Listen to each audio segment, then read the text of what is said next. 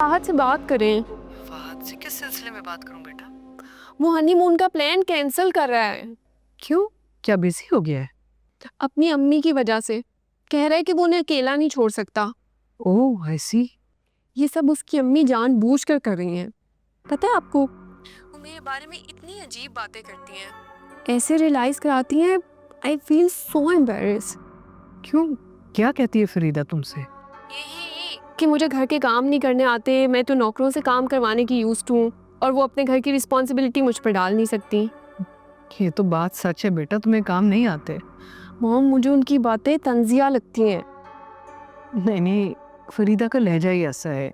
Mom, आप फहद से बात करें ना, आप बात करेंगी तो वो मान जाएगा। बेटा मैं उसे फोर्स तो नहीं कर सकती ना, तुम प्यार से उससे बात करो, समझाओ। और ये जो ट्रिप है ना उसको थोड़ा सा शॉर्ट कर दो ना, इतना लंबा ना जाओ फिर। वो 1 वीक का ही तो कह रहा है। तो ठीक है ना, what's the problem, 1 week is good enough. देखो डोंट बी स्टबर्न बेटा, थोड़ा सा कॉम्प्रोमाइज करना पड़ेगा। मॉम, आप मेरी प्रॉब्लम समझ ही नहीं रहे। फहद को मेरी फीलिंग्स का बिल्कुल भी एहसास नहीं है।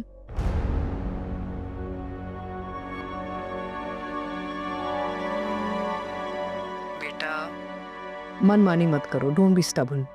अगर अपनी मनमानी है ना तो फिर माननी भी पड़ेगी।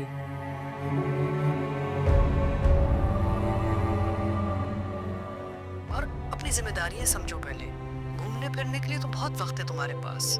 मैंने आपका लेक्चर सुनने के लिए कॉल नहीं की। अनफॉर्चुनेटली आप मेरी प्रॉब्लम समझना ही नहीं चाहती, इसलिए आपसे बात करने का भी कोई फायदा नहीं है। हेलो, कैसे समझाऊं इस लड़की को मैं? सिद्धि, तुम आंटी से मेरी कंप्लेन कर रही थी।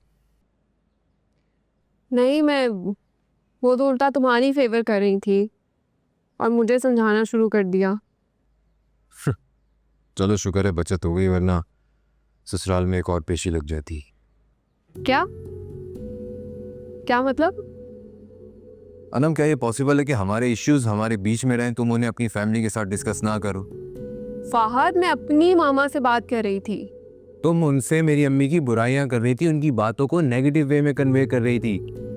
देखो अनम, हमारे बीच में जब लड़ाइयाँ होती हैं तो वो चंद घंटों या चंद मिनटों में ख़त्म हो जाती हैं, सॉल्व हो जाती है। लेकिन अगर ख़ानदान के बीच में इख्तिलाफात पैदा हो जाए या कोई गलतफहमी क्रिएट हो जाए तो वो सालों साल दिलों में रहते हैं। You getting my point?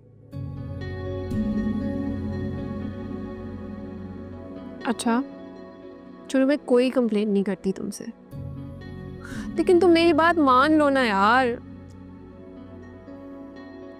सिर्फ 1 वीक, इससे ज़्यादा नहीं। मुझे तुम्हारे साथ कहीं नहीं जाना।